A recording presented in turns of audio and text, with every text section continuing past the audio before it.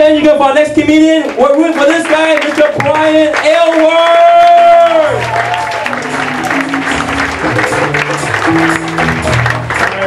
What's going on, Hong Kong? I'm from Canada, a few Canadians here.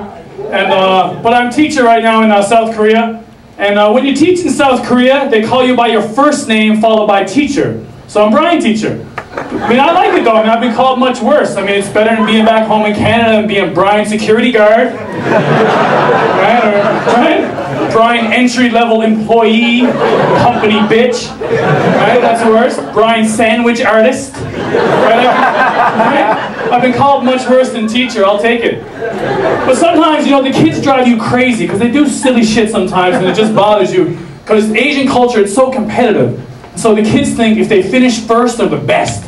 So they rush through their work and like, teacher, finishy, finishy, finishy. I'm like, oh shit, I'm like, kids, first, it's I'm finished. And second, this is not a race. There's no champion. You're all equally annoying. They can't understand that. They don't understand. I talk to myself. And like a lot of teachers, I'm sure there's some here as well. Like I like to tutor.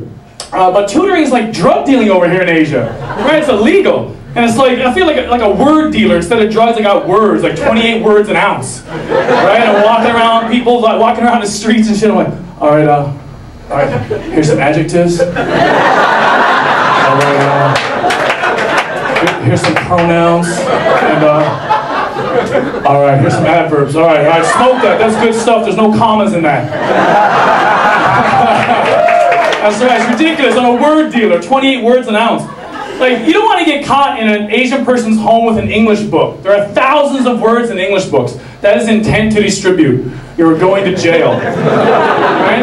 And like, we all have family members back home, have no idea what we're doing over here, right? They have no idea. My grandmother is 93 years old. She's healthy, man. Don't feel bad for her. She's good. But she's old, right? She's really old. And she's on the phone with me. She's like, Brian, do they got a lot of panda bears over there in Asia? Like, the Asia. I'm like, no, Nana, they don't have a lot of panda bears. But she has no idea, right? She thinks I go outside, there's panda bears in the trees, dragons, right? People kung fu fighting. Right? She has no fucking idea. She's 93 years old. And I tell her about my wife. My wife's also from Canada. And I tell her about my wife. We're thinking about having a baby over here in Asia. And so I tell my grandmother this, and we're in Korea right now, and she's like, now Brian, don't go bringing home any Korean babies. I'm like, what? That doesn't even make sense. I think it's racist. I'm gonna have to ask my ethnic friends, is that allowable? But it's true, man, like, and I'm starting, you know, me and my wife are starting to have a baby now, thinking about it, and we're doing a lot of practicing, which is fun. But I'm starting to realize, now that we're serious, I'm finding out the names that I'm thinking about for a kid are not the same she's thinking about. Because last week she said, I really like the name Maximus. I know, right? I'm like, what? Like, this is not the 12th century. Right? We're not going to give birth to a gladiator, like an emperor. Right, Maximus? Can you imagine the pressure on this poor kid? Like, it's like he's a teenager, it's like 2025, he's like, hello, my name is Maximus. May I take your order, please?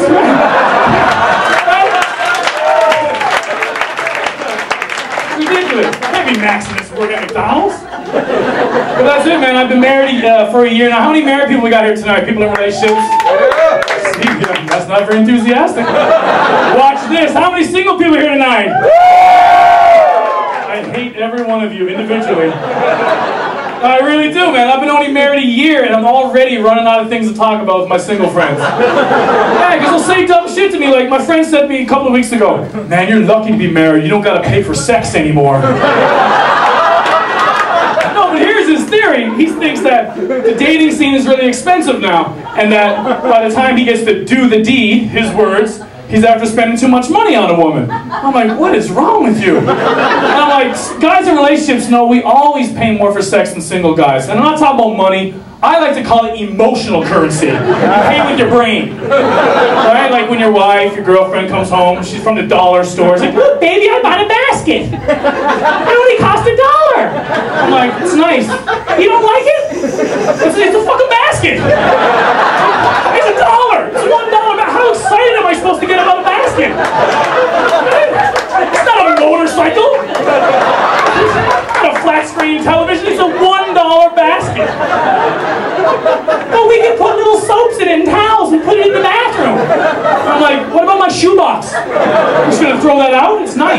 Just throw that out. But I'm learning. And we get these silly arguments, like everybody knows Shaquille O'Neal, right? Famous basketball player, worldwide celebrity. Well, earlier this year, Shaquille's wife filed for divorce. And apparently it's because he was cheating on her. Now, that's terrible, no doubt, but it's Shaquille O'Neal. Like, what does she expect? You know what I mean? And my wife said, if you were a famous basketball player, would you cheat on me? And I was like, yeah, probably I would. I mean, deal with it. You live in a $5 million house, you're one of the richest people in America, deal with it. Not to mention the fact, Shaq is 7'1", 335 pounds of grown-ass human being. Right? His dick probably looks like Will Smith's left arm.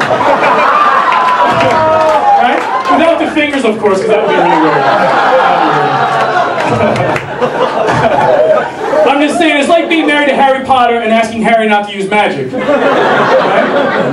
That's what I feel. My point is, if you've got a magic wand, I think you should wave it. That's right. And some relationships are actually built on magic. Like, I've been watching a lot of television lately, you know, this whole terrorism thing, and like these militant Muslims who believe if they die for their cause, like these suicide bombers, they're going to go to this magical paradise in the sky, where there's 72 virgins waiting for them. Really?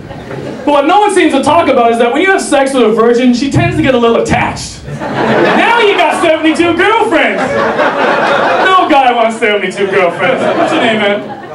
Russell? Imagine that, Russell. 72. No guy can afford that. That's too much emotional currency. Right? Like, imagine, where are you going, Russell? What are you doing? Do you want to watch Grey's Anatomy? Do you like these earrings? Do these shoes match my outfit? Do these pants make my ass look fat? Right? It's ridiculous. These guys got to remember, you can't kill yourself twice. All right, everybody. Thanks a lot.